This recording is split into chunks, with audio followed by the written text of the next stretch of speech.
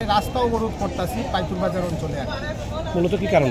মূলত কারণ হচ্ছে কি, আমাদের এখানে দেড় মাস যাবৎ কন্টিনিউয়াসলি 1.5 মাস সময়ের মধ্যে অন্তত পক্ষে 7-8 বার চুরির ঘটনা ঘটে গেছে। পাইতুর বাজার অঞ্চলটা এমনিতেই একটা ঘনবসতি অঞ্চল।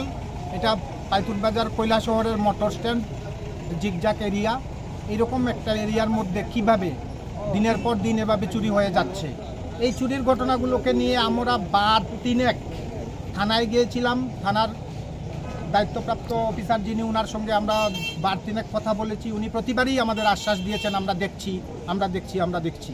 কিন্তু দুঃখের ব্যাপার হচ্ছে 1.5 মাস সময়ের মধ্যে 6-7 বার এরকম চুরির ঘটনা ঘটলো। উনি আমাদের কি আশ্বাস দিলেন, ওনার আশ্বাস তো আমরা মেনে নিতে পারছি না। তার চেয়েও দুঃখজনক ব্যাপার হলো, যখন যে রাত্রেই চুরির ঘটনা হয় আমরা 7টার মধ্যেই প্রতিবার থানাতে গিয়ে অভিযোগ জানিয়ে আসি। ওনারা বলেন আসবেন, কিন্তু 1 কিলোমিটার ডিস্টেন্স থানার কোনো স্টাফ সকালবেলা আমরা জানানোর পরেও বিকাল অবধিও তারা এসে পৌঁছান না চুরির ঘটনাটা তদন্ত করার জন্য।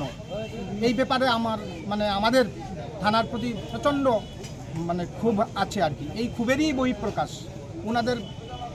ওনাদের দায়িত্ব ওনারা আমার মনে হয় পালন করছেন না। আর কি রয়েছে এই অঞ্চলে? সিসি ক্যামেরা আছে, কিন্তু সিসি ক্যামেরা দীর্ঘদিন যাবৎ বিকল। আমরা থানার ওসি সাহেবের সঙ্গে কথা বলেছিলাম, পুর পরিষদেও কথা বলেছিলাম। ওনারা বললেন ঠিক হয়ে যাবে, কিন্তু এতদিন পর্যন্ত সিসি ক্যামেরাও ঠিক হয়নি। সিসি ক্যামেরা আছে, অথচ কাজ করছে না। যদি এই সিসি ক্যামেরাটা আজকে সচল থাকতো তাহলে হয়তো বা সমাধান এখানেই হয়ে যেত। তা আমাদের দাবি, সিসি ক্যামেরা যেন অবিলম্বে সচল করা হয়, আর পুলিশ প্রশাসন যেন আমাদের পাশে থাকে। আমরা সকালবেলা জানানোর পরেও বিকালবেলাও যদি ওনারা এই 1.5 কিলোমিটার জায়গা না আসতে পারেন তদন্তের জন্য, এটা অত্যন্ত দুঃখজনক ঘটনা। আপনারা কি চাইছেন এখন বর্তমানে? আমরা চাইছি পুলিশ প্রশাসন যেভাবেই হোক আমাদের এই চুরের হাত থেকে রক্ষা করেন, সিসি ক্যামেরাটা সচল করেন। পুলিশের পক্ষ থেকে কি প্রতিদিন রাতেবেলা কি পাহারা দেওয়া হয়? না, প্রতিদিন রাত্রেবেলা পাহারা দেওয়া হয় না। তবে কালকে রাত্রে 11:30 অবধি আমি ছিলাম বাজারে।